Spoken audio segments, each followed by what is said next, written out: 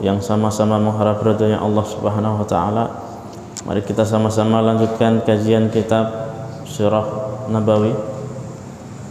Mudah-mudahan Allah Subhanahu wa taala pada pagi hari ini menerima semua rangkaian amal ibadah kita dan melipat gandakan pahalanya serta menurunkan keberkahannya untuk kita semua.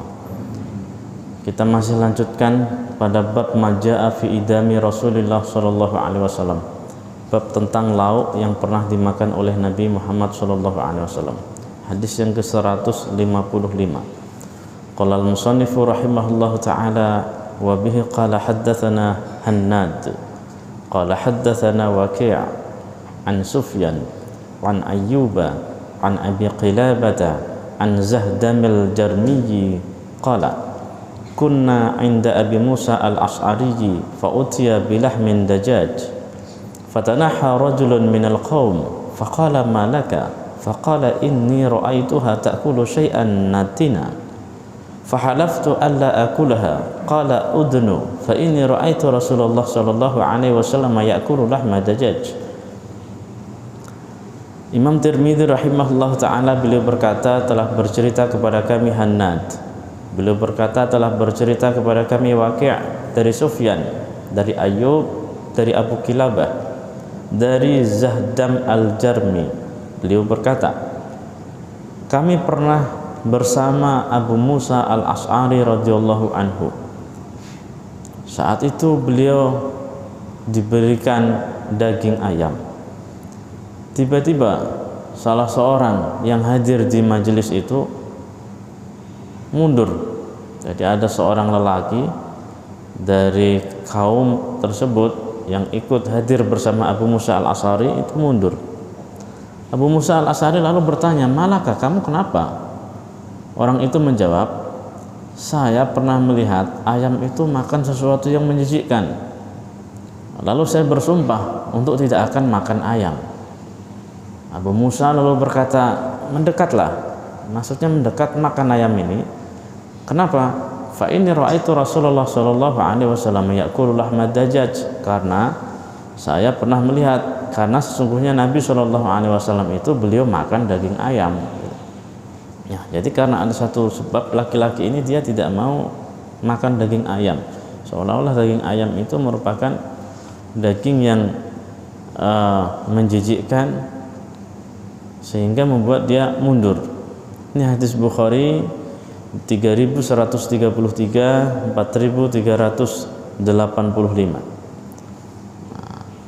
Wa bihi qala hadatsana al-Fadl bin Sahlin al-A'raj al-Baghdadi qala hadatsana Ibrahim ibn Abdurrahman ibn Mahdi an Ibrahim ibn Umar ibn Safina an abihi an jaddihi qala aqaltu ma'a Rasulillah sallallahu alaihi wasallam lahma khubara wa fil hadisi dalalatun ala akli dajjaj wa annahu minat thayyibat.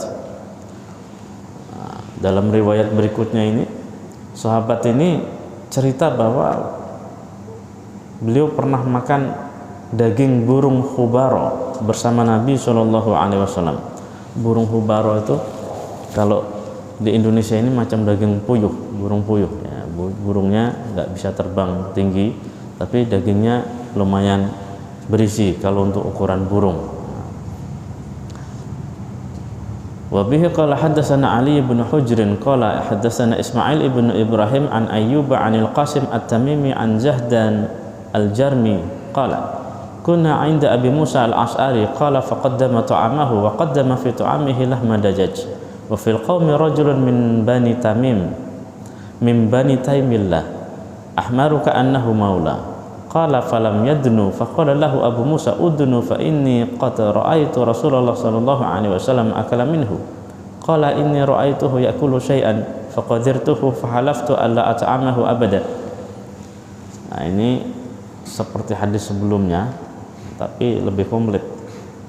Jadi seorang tabi'in yang bernama Zahdam al-Jarmi ini cerita bahwa kata beliau, kami pernah bersama sahabat Abu Musa al-Ash'ari. Nah, dalam satu majelis, saat itu ada orang yang menghidangkan makanan. dan dalam makanan tersebut ada daging ayamnya. Nah, tiba-tiba ada seorang lelaki ya yang warna kulitnya ini kemerah-merahan seperti warna kulit budak. Jadi budak zaman itu tuh banyak yang kulitnya kemerah-merahan, kena panas terus. Sebab budak itu jangankan harta dirinya sendiri nggak punya. Nah, misalnya Bilal ini orang Afrika, orang berkulit hitam. Nah, jadi punya tuan namanya Umayyah. Nah, Umayyah ini kalau mau naik kuda itu kan tinggi. Nah, ini Bilal jadi anak tangganya, suruh jadi anak tangga, punggungnya dipijak. Nah, itu kondisi budak di zaman itu. Dia artinya tidak memanusiakan manusia. Dan Islam itu tidak menghapus secara mutlak budak, dan budak bukan ada sejak zaman Islam. Tapi sebelum Nabi Muhammad SAW diutus jadi Rasul, itu sudah ada perbudakan. Dan sesuatu yang sifatnya sudah berakar selama ratusan apalagi ribuan tahun tidak bisa lenyap dalam sekejap. Nah, prosesnya itu tidak bisa lenyap dalam sekejap. Jadi hanya mengatur perbudakan, bab tentang perbudakan. Kalau kita belajar fikih ada bab tentang perbudakan. Nah, tapi tidak bisa langsung dihapus 100% zaman itu. Ini budak. Makanya untuk menghilangkan perbudakan itu maka sahabat Abu Bakar Siddiq itu beliau sering kalau ada kaum muslimin yang masih jadi budak, nah itu nanti beliau tebus. Salah satu budak yang ditebus oleh Abu Bakar adalah Bilal bin Rabah. Jadi Bilal ini muadzin Nabi di Masjid Nabawi. Sedangkan sahabat Abu Mahdhurah radhiyallahu anhu muadzin Nabi di Masjidil Haram. Nah, jadi Nabi punya 5 orang muadzin juru adzan, namanya beda-beda. Nah, ada muadzin yang khusus di Masjid Nabawi, ada muadzin yang khusus di Masjidil Haram. Jadi beda-beda. Nah, ini laki-laki ini dia mundur sebab nengok daging ayam tadi dalam hidangan tersebut. Abu Musa lalu tegur orang ini, suruh mendekat. Udnu, mendekatlah, karena sesungguhnya saya pernah melihat Nabi makan daging ayam. Orang itu menjawab, saya pernah melihat ayam itu makan sesuatu yang menjijikkan, maka saya bersumpah nggak akan makan daging ayam selamanya. Artinya apa? Di sini sahabat Abu Musa al-Asy'ari belum memperingatkan laki-laki tersebut, ayam ini sesuatu yang halal gitu.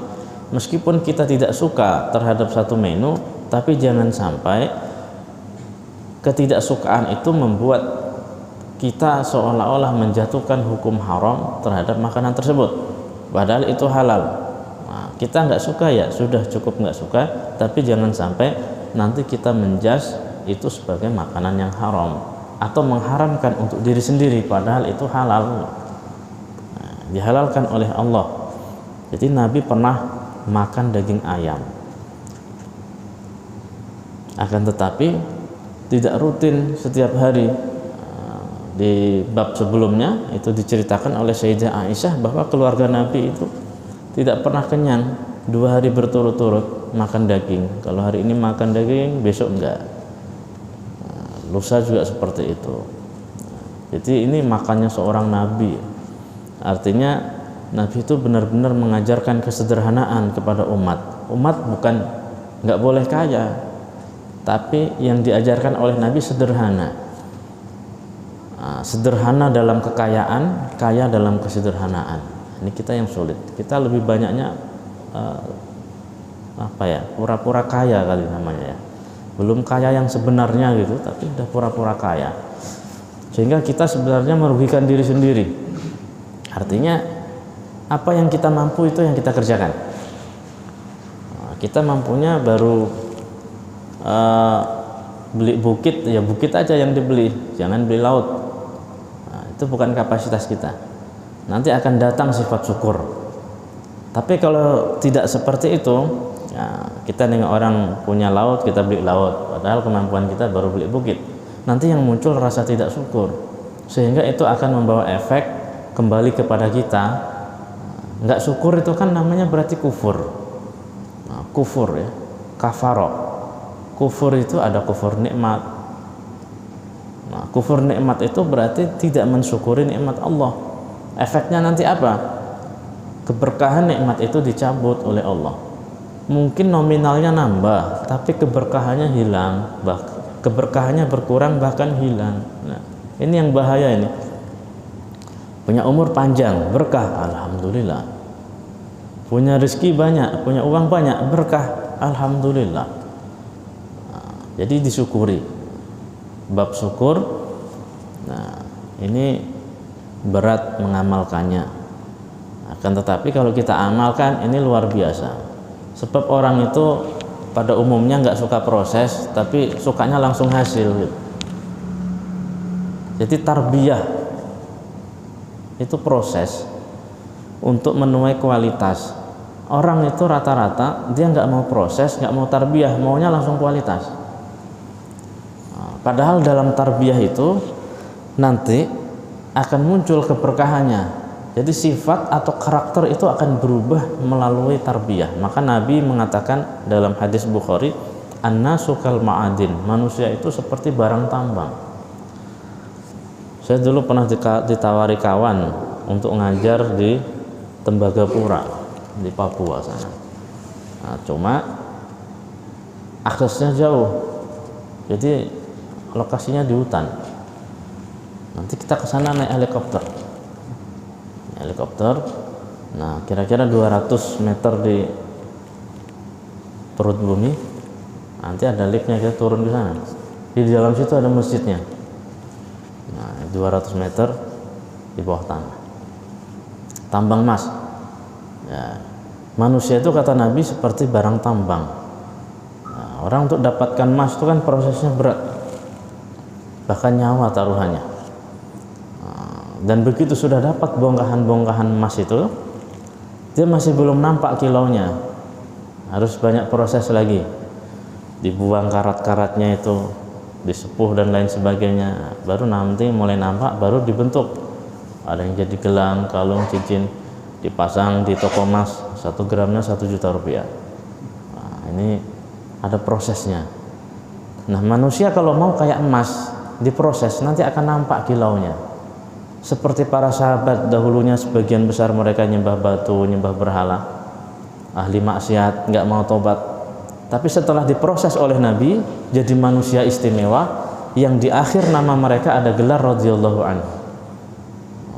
Bahkan dicatat oleh Allah, ditulis oleh Allah, diabadikan oleh Allah dalam surat Al-Bayyinah, radhiyallahu anhum wa radu anhu. Allah ridho sama mereka, mereka pun ridho sama Allah. Nah, ini gelarnya para sahabat.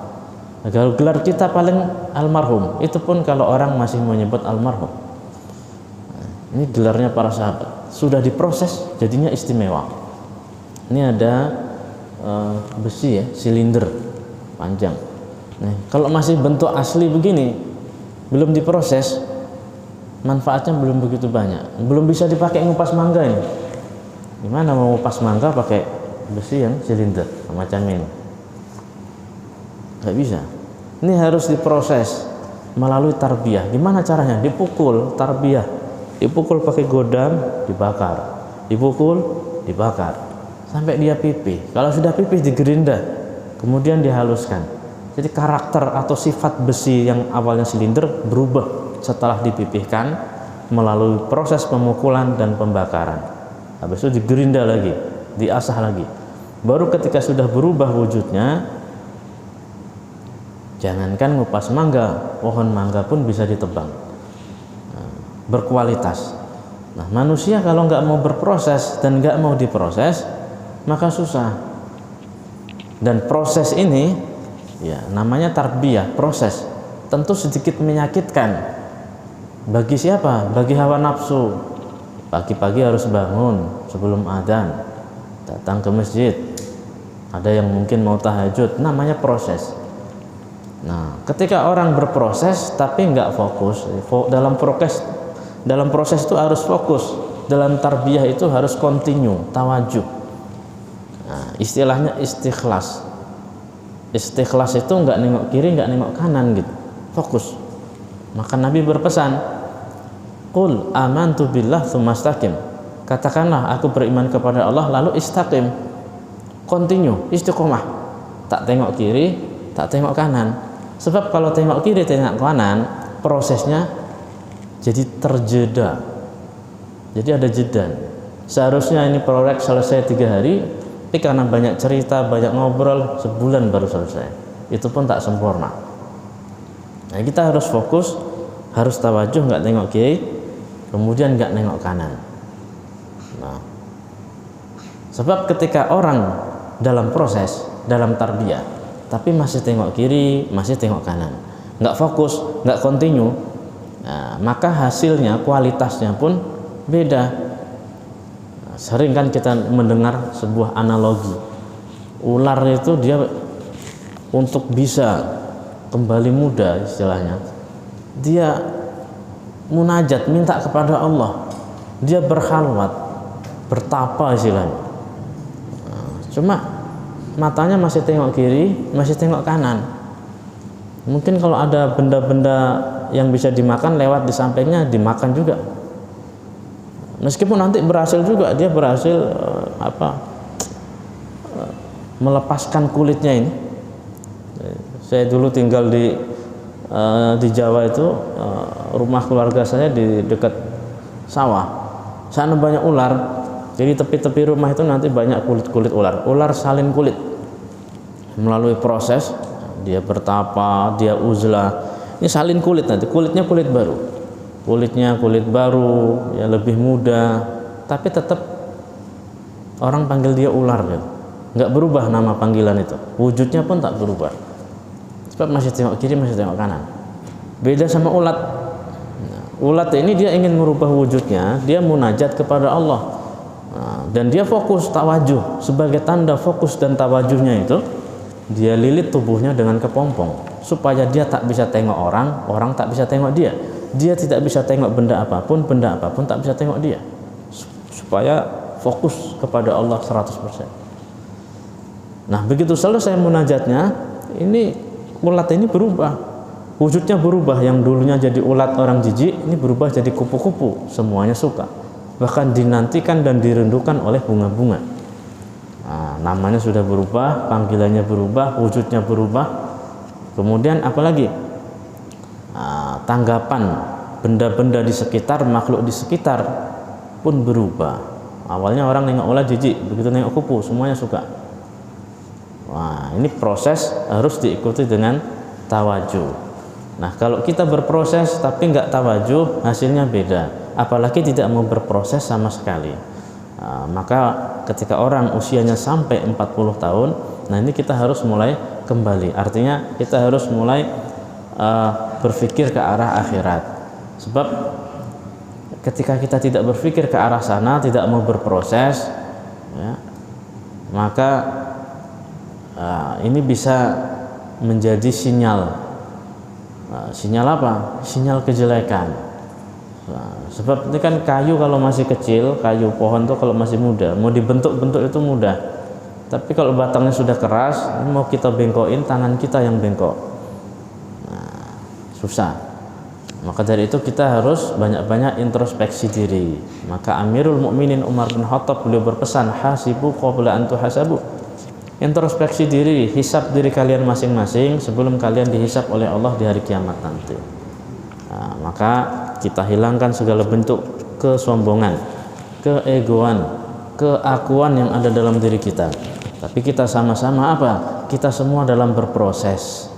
Nah, jadi kita tidak boleh merasa saya lebih daripada si fulan, saya lebih pintar, lebih alim, lebih soleh daripada si fulan. Kita nggak tahu. Kita kan hanya nampak amal yang nampak dari sebulan. Amal yang nggak nampak kan kita tak tahu. Kita hanya melihat si fulan itu kalau malam tidurnya cepat, jam 9 udah tidur. Macam tak ada ibadah aja orang ini. Kita yang nampak hanya zahiriyahnya. Kita tak tahu malam dia bangun tahajud ya. Kita tak tahu setiap habis subuh orang ini punya amalan cokak sedekah rutin setiap hari istiqomah sudah bertahun-tahun.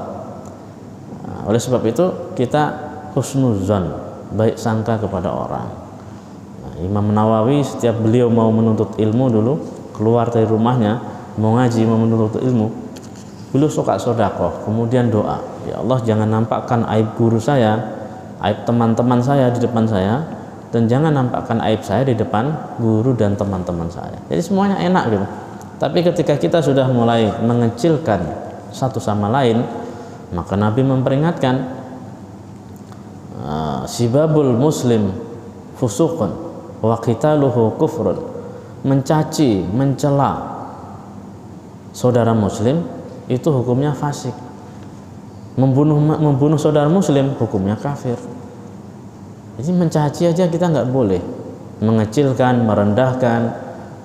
Maka kita waspada kalau kita misalnya ikut dalam satu kelompok tertentu, ikut dalam satu partai tertentu, dalam satu firqah tertentu, tapi ketika kita masuk ke dalamnya ternyata justru malah kita punya hobi suka mencaci orang, suka merendahkan sesama saudara kaum muslimin, sehingga nanti timbul perpecahan. Nah, kita harus introspeksi diri. Ini mungkin ada yang salah dalam proses kita, dalam proses ngaji kita, dalam proses hijrah kita.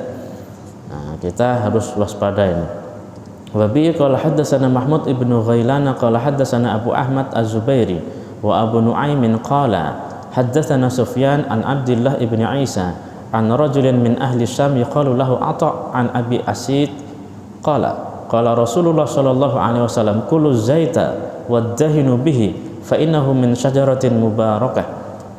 Ini Nabi sallallahu alaihi wasallam beliau berpesan supaya kita disuruh untuk makan minyak zaitun. Dan berminyaklah dengan minyak zaitun, minyak rambut, minyak jenggot, minyak gosok pakai minyak zaitun. Karena sesungguhnya minyak zaitun itu berasal dari pohon yang diberkahi. Jadi minyak zaitun, nah mungkin zaitun ini punya kadar pH minyak kali. Sebab saya dulu pernah makan zaitun. Jadi kalau kita untuk orang foreign, pelajar dari luar negeri itu tempat makannya khusus, nggak sama dengan mahasiswa lokal. Ya, kita makannya khusus. Nanti ada pelayan yang keliling bawa ember, tapi embernya dari besi, dari stainless, isinya minyak zaitun. Keliling dia tawarkan zaitun. Jadi ketika kita makan nih, lauk kita ini nanti disiram minyak zaitun. Terserah kita mau banyak mau sedikit. Dan minyak zaitun itu menurut saya rasanya enak, nggak kayak kita makan minyak goreng. Makanya dia langsung bisa dimakan mentah begitu aja, nggak perlu direbus. Jadi langsung dituang di atas sayur atau lauk, itu bisa langsung dimakan. Nah, tapi di sini saya pernah beli minyak zaitun, kok rasanya nggak enak. Rasanya nggak seperti yang saya makan dulu. Makanya akhirnya saya nggak makan lagi minyak zaitun yang ada di sini. Entah mungkin kadarnya yang berbeda atau bagaimana. Nah, ini minyak zaitun, karena pohon zaitun ini salah satu pohon yang barusan tadi dibaca sama Pak Ustadz kita, Ustadz Imam, dalam surat Tin digabung wattini waz zaitun. Jadi ada satu keberkahan di dalamnya. Wa bi qala haddatsana Yahya ibnu Musa haddatsana Abdur Razzaq haddatsana Ma'mar an Zaid bin Aslam an abihi an Umar bin Al-Khattab radhiyallahu anhu qala qala Rasulullah sallallahu alaihi wasallam kullu zaita waddahinu bihi fa innahu min syajaratin mubarakah. Dari Umar bin Khattab radhiyallahu anhu, Nabi sallallahu alaihi wasallam bersabda, makanlah minyak zaitun dan berminyaklah dengan minyak zaitun, karena sesungguhnya zaitun itu terbuat atau berasal dari pohon yang diberkahi. Ya. Wa bihi qala haddatsana As-Sinjiyu wa huwa Abu Dawud Sulaiman ibnu Ma'bad Al-Marwaziyu As-Sinjiyu qala haddatsana Abdur Razzaq an Ma'mar an Zaid ibni Aslam an abihi an Nabi sallallahu alaihi wasallam nahwahu wa lam yadhkur fihi an Umar.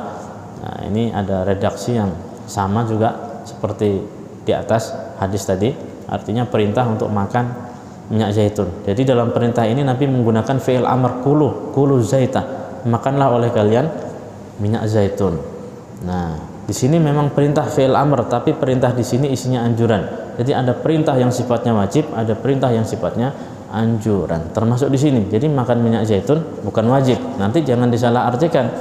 Nah, kita terbiasa misalnya memahami hadis secara mentah, tekstual. Di sini ada perintah kulu fi'il amr, berarti ini hukumnya wajib. Nah, nanti bisa salah dalam pemahaman. Nah, Maka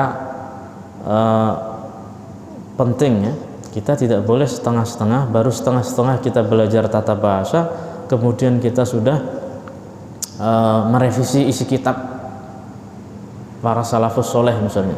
Nah, para ulama zaman dulu kitab-kitabnya kita revisi semua. Ini menurut kita keliru misalnya. Wah, ini kadang kita yang nggak sampai kapasitasnya. Kapasitas kita gayung, mereka danau gitu. Jadi nggak muat, nggak ngukur kita.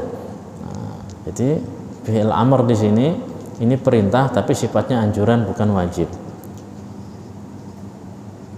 Wa bihi qala haddatsana Muhammad ibnu Bashar qala haddatsana Muhammad ibnu Ja'far wa Abdurrahman ibnu Mahdi qala haddatsana Syu'bah an Qatadah an Anas bin Malik radhiyallahu anhu qala kana Nabiy sallallahu alaihi wasallam yu'jibu duba fa utiya bi tu'amin aw du'iya lahu faja'altu atatabba'uhu fa ada'uhu baina yadayhi lima a'lamu annahu yuhibbuhu. Ini cerita dari sahabat Anas bin Malik radhiyallahu anhu. Beliau menyampaikan Nabi itu sangat suka makan duba. Duba itu buah labu, labu kuning, labu. Nah, ketika Nabi diundang dalam satu jamuan, lalu dihidangkan di hadapan Nabi makanan. Nah, saya lalu ikut, kata Anas bin Malik dalam undangan tersebut. Dan sahabat Anas bin Malik, beliau tahu kalau Nabi itu suka labu, jadi beliau langsung nyendokin. Nah, sayur tadi dicendokin labunya, kemudian dihidangkan di depan Nabi karena sahabat Anas tahu Nabi suka makan buah labu.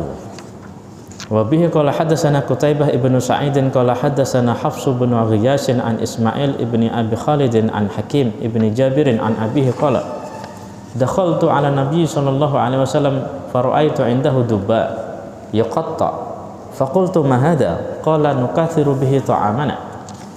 Ini ada salah seorang sahabat, beliau pernah menemui Nabi sallallahu alaihi wasallam yang saat itu di samping Nabi ada labu yang sedang dipotong-potong. Lalu sahabat tadi nanya, mahada, apa ini? Nabi lalu bersabda, nukathiru bihi ta'amana. Labu ini kami pakai untuk memperbanyak makanan kami. Artinya Nabi suka buah labu. Wa bihi qala haddatsana Qutaibah ibnu Sa'id an Malik ibn Anas an Ishaq ibn Abdullah ibn Abi Talhah annahu sami'a Anas ibn Malik radhiyallahu anhu yaqulu inna khayyatan da'a Rasulullah sallallahu alaihi wasallam li ta'amin suna'ahu. Ini masih dari sahabat Anas bin Malik radhiyallahu anhu. Beliau bercerita ada seorang penjahit yang mengundang Nabi untuk makan makanan yang beliau buat. Jadi Nabi diundang ke rumahnya. Faqala Anas lalu berkata, "Fadhahabtu ma'a Rasulillah sallallahu alaihi wasallam ila dzalika ta'am." Jadi karena sahabat Anas ini pelayan Nabi, maka kata beliau, saya pun ikut bersama Nabi untuk hadir dalam acara jamuan makanan tersebut. Faqaraba ila Rasulillah sallallahu alaihi wasallam khubzan min sya'irin wa maraqan fihi duba wa qadid.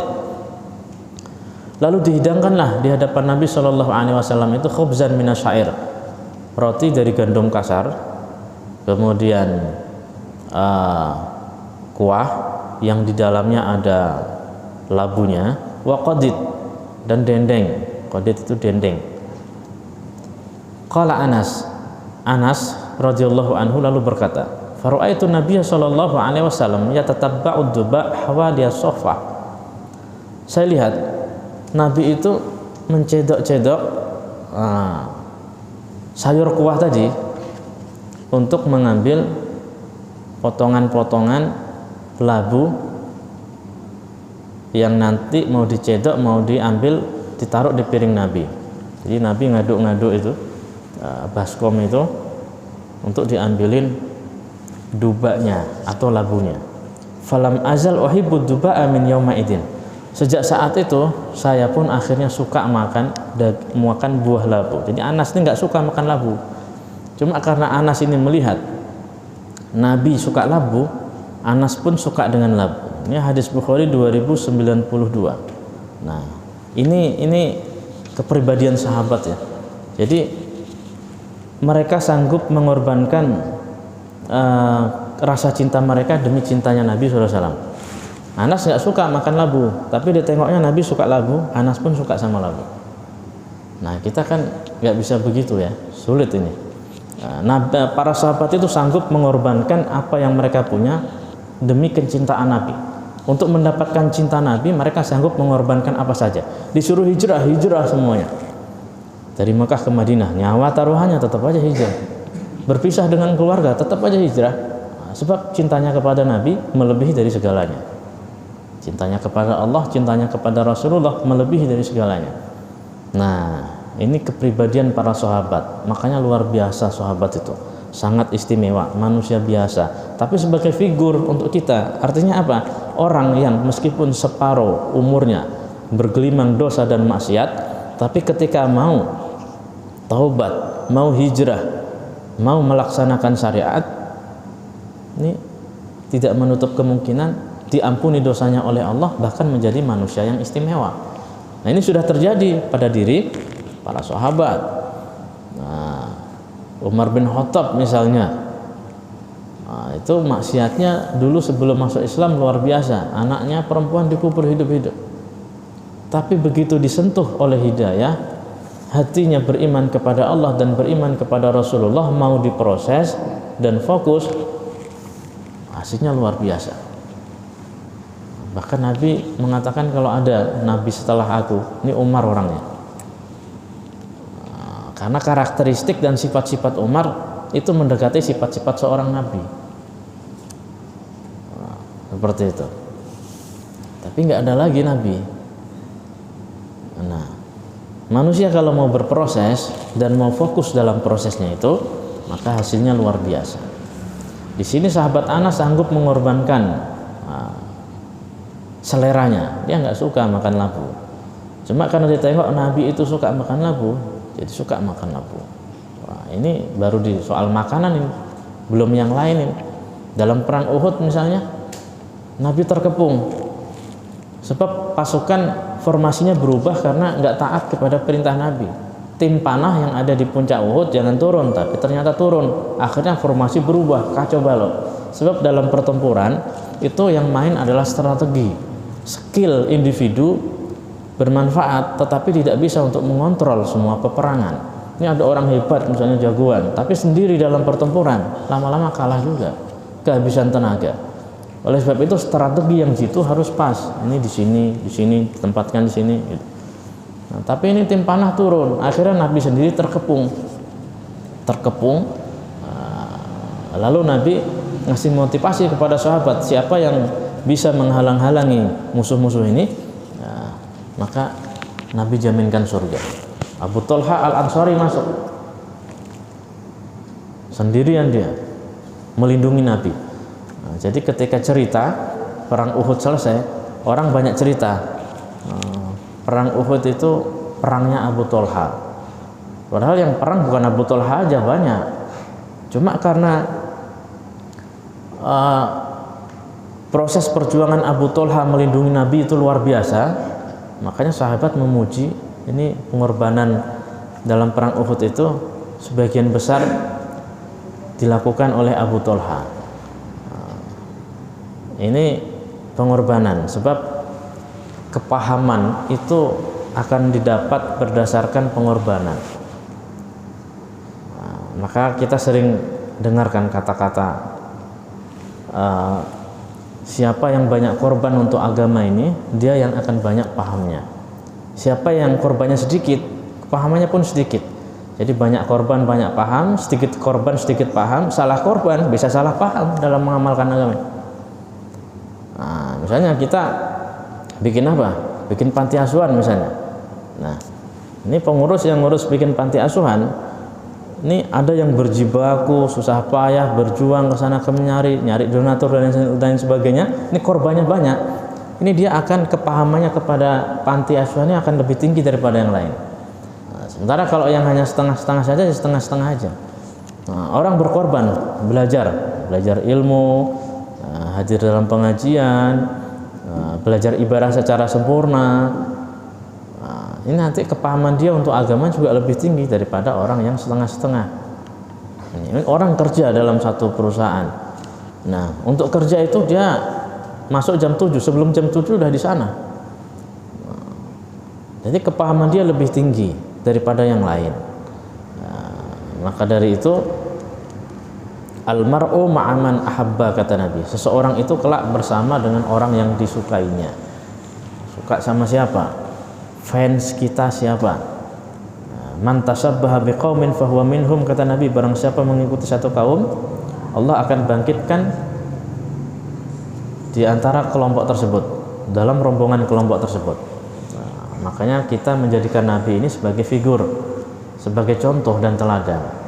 Teladan dalam ubudiyah, muamalah, muasyarah maupun akhlak keseharian. Nah, kita menjadikan Nabi ini sebagai figur.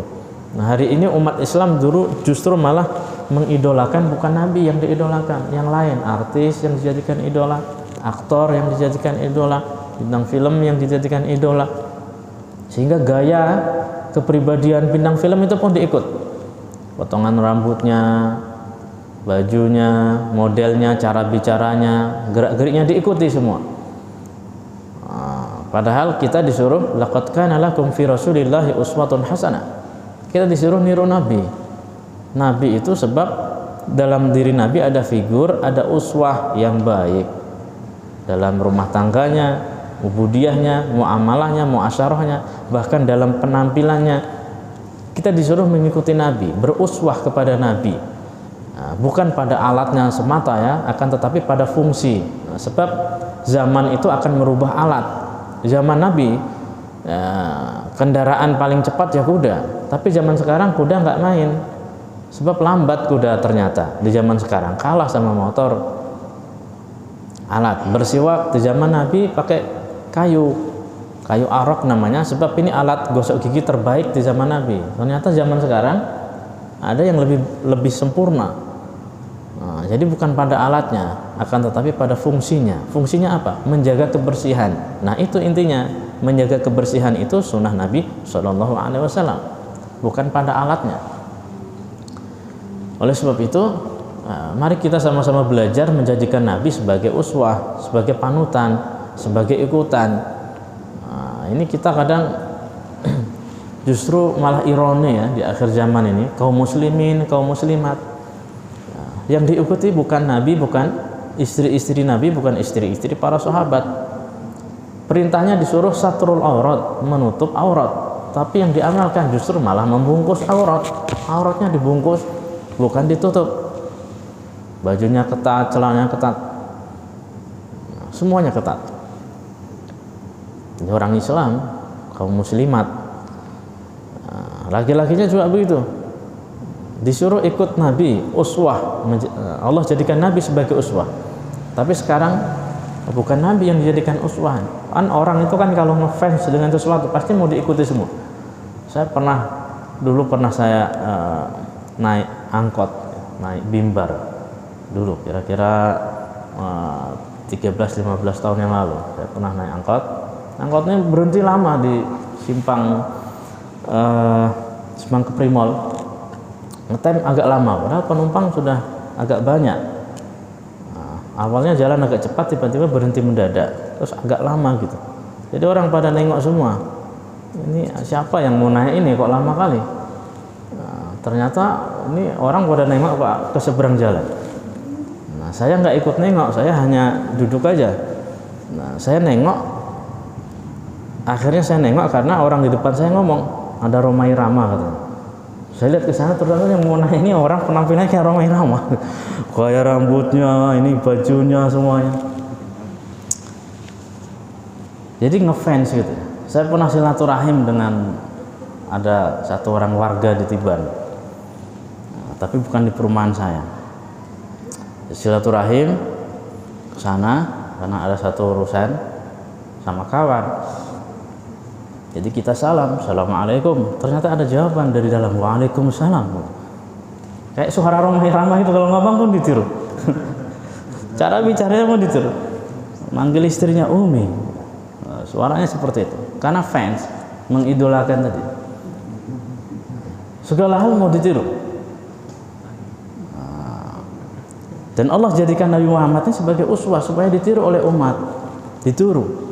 Makanya Abu Bakar itu orang yang paling mirip dengan Nabi, bukan wajahnya yang paling mirip, tapi perilakunya, gerak-geriknya, penampilannya, sehingga semua sahabat itu niru.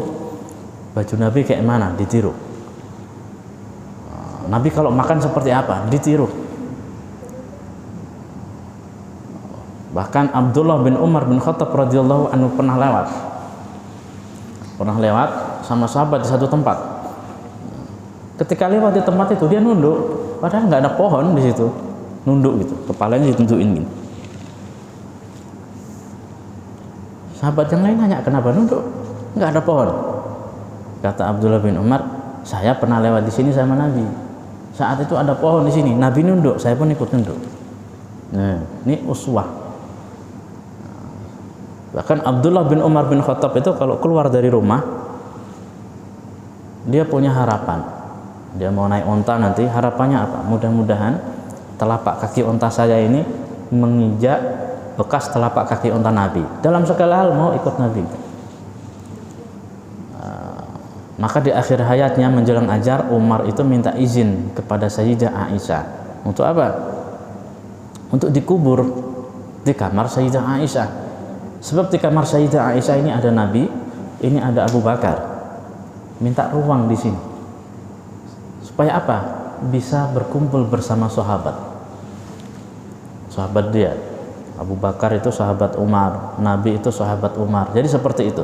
Jadi ukhuwah yang dibangun oleh Nabi itu bukan sekedar persaudaraan biasa, tapi persaudaraan yang akhirnya berakhir dengan persahabatan yang akhirnya berakhir dengan persaudaraan. Mereka ini sahabat, 3 orang nih, Abu Bakar, Umar, Nabi, ini sahabat karib, sahabat. Tapi akhirnya menjadi saudara. Nabi akhirnya jadi menantu Umar, juga jadi menantu Abu Bakar. Nah, seperti ini. Ini kan kadang kita nggak begitu. Kalau ada orang mau melamar anak kita, pokoknya yang penting dia mapan. Penting dia mapan, banyak duitnya, kaya raya. Mau Islam, mau tak Islam belakangan. Sholat tak sholat belakangan. Yang penting mapan. Padahal rata-rata kan orang mapan itu kan nanti setelah nikah, karena rezekinya double. Coba kita Bapak Ibu mungkin yang istilahnya kita dari nol dulu waktu awal-awal menikah mungkin belum punya rumah, waktu masih bujangan mungkin belum punya rumah.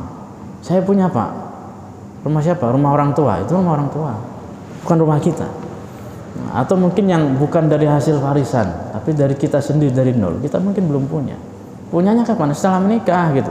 Ini kita salah persepsi. Kita selalu ingin melihat yang nampak saat itu. Ya, itu tadi kembali ke manusia suka yang instan, suka yang semula jadi, suka instan, nggak mau proses, maunya langsung jadi. Ya Allah, jadikan anak saya anak yang alim gitu, tapi mondokin nggak mau. Kemudian nitipin ke kiai, ke ustadz untuk ngaji, nggak mau. Pengen anaknya alim, pengen anaknya jadi hafiz, tapi orang tuanya yang habis subuh yang dipegang bukan Quran, habis subuh bukan handphone.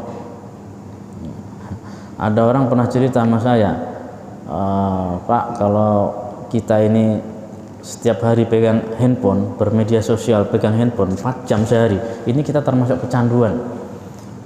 Satu hari saya ngobrol sama orang ini, ngobrol, dia pegang handphone terus. Jadi saya ngobrol macam tak dilayani. Ketika saya ngobrol handphone terus, wah, berarti jangan-jangan Bapak ini kemarin cerita fadilah soal handphone tadi sebenarnya menceritakan dirinya sendiri. Kita kan gak enak coba sekarang. Kita lagi ngobrol sama orang, kita handphone ya. Akan kita bawa cucu, ya kita bawa anak ke tempat kakeknya, ke tempat orang tua kita. Di depan orang tua kita, di depan kakeknya apa? Handphone aja tuh. Jadi jauh-jauh datang hanya untuk buka handphone. Jadi orang tua habis subuh yang dibuka handphone. Sebelum tidur handphone. Tapi doanya, ya Allah jadikan saya anak hafiz Quran ya Allah. Istilahnya belum tidur sudah ngigau gitu. Jadi lucu ya, unik. Kayak orang sedekah 1000, tapi doanya ya Allah surga firdaus ya Allah. Ya kalau ikhlasnya nggak masalah itu. Cuma memang umumnya begitu, memang kita kadang ikhlasnya itu lebih tinggi kalau kecil. Kita sedekah 100.000 agak kurang ikhlas sekarang. Tapi kalau 1.000 ikhlasnya agak tinggi. Karena kita nggak begitu, 1.000 ini kurang. Ini. Apalagi lebih tinggi 1 juta, jadi kadang nggak bisa tidur kita. Kenapa saya sedekah tadi 1 juta? Ada rasa penyesalan, tapi menyesal setelah sedekah lebih baik daripada menyesal sebelum sedekah. Kita sedekah 1 juta, nyesal, ini lebih baik daripada nggak pernah sedekah sama sekali. Meskipun ada penyesalan, paling nggak 1 juta itu sudah kita sedekahkan, sudah pindah tangan, daripada kita nggak pernah sedekah sama sekali. Ya, maka dari itu kita semua pasti ingin punya keturunan yang soleh dan solihah, sebab ini aset jariah. Istilahnya pelanjut cerita, penerus sejarah orang tua. Dan orang tua tentu nggak mau, sejahat-jahatnya, sebandit-banditnya orang tua, pasti pengen anaknya anak yang soleh. Kan nggak ada lah orang tua, saya rasa dia misalnya ahli maksiat besar, bandit besar, terus dia ngomong ke anaknya, nak, bapak hanya jadi bandit kelas teri, kamu harus kelas kakap nanti ya. Nah, nggak ada. Saya rasa pasti setiap orang tua pengen, nak, cukup bapak aja yang kayak gini, kamu harus lebih baik dari bapak. Makanya bapak sekarang rela susah payah macam-macam jungkir balik, yang penting kamu bisa lebih baik dari bapak. Nah, itu orang tua yang bijak pasti begitu. Dan kita tidak bisa langsung instan. Yang dilihat oleh anak orang tua. Kalau mak bapaknya sebelum tidur gini terus, gini ini bukan mutolaah ya. Gini ini handphone, bukan mutolaah, bukan ngulang hafalan, bukan nambah hafalan, bukan ngaji, tapi handphone. Ya. Ada sekelompok orang itu dia suka zikir ikut tarekat suluk itu, zikir tangannya begini terus. Ini nanti jadi rutin, karena udah bertahun-tahun zikirnya begini terus tangannya. Jadi kalau orang tarekat itu begini zikir, oh kita begini handphone itu, sampai licin itu layarnya. Akhirnya jadi rutinitas. Kalau kita nggak pegang handphone, ada yang kurang dalam hidup ini. Nggak usah nggak pegang handphone, ganti aja handphonenya jadi handphone kecil, handphone poliponi kayak zaman dulu. Itu sudah ada yang kurang, nggak bisa diginiin lagi. Nah, ini bahaya. Makanya sekarang yang jadi PR untuk kita kan, kalau untuk hal kecil, untuk handphone aja sudah terlanjur masuk dalam hati, udah nggak bisa hilang keterikatannya dengan hati. Nah, wajar gitu. Kenapa kita dalam beramal ini berat? Mau ibadah berat. Sebab apa? Di hati sudah banyak benda, ghairullahnya sudah banyak. Jadi ketika ghairullah sudah banyak dalam hati, ini kita udah keberatan. Mau berangkat ke masjid udah keberatan, mau sholat keberatan, mau 5 waktu aja udah keberatan, sebab dalam hati itu sudah banyak. Maka orang sering tamsilkan, ini kalau gelas ini diisi susu, nanti kalau dituang susu juga.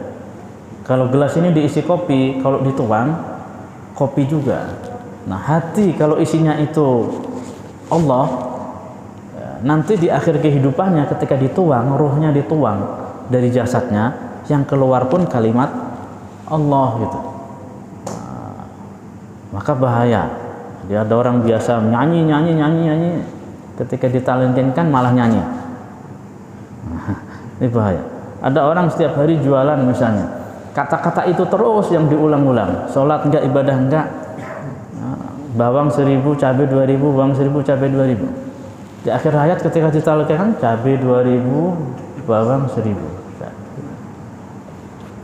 Refleks, rutinitas, sebab itu yang mengisi hati. Nah, hati kita kalau kita isi dengan syariat, dengan sunnah, nah, maka akan penuh dengan kecintaan kita kepada Allah dan Rasulullah. Makanya penting kita belajar sirah ini, sebab kadang ego kita nggak mau dinasihati orang. Ada kalanya kita itu kan nggak mau mendengar nasihat orang. Nanti kadang di saat kita nggak mau dengar nasihat orang, pokoknya nggak mau peduli dengan orang, ada saatnya nanti itu kita mengalami titik jemu. Sebab manusia itu dihinggapi rasa titik jemu. dalam apapun itu. Hari ini makan ayam, besok ayam jenuh.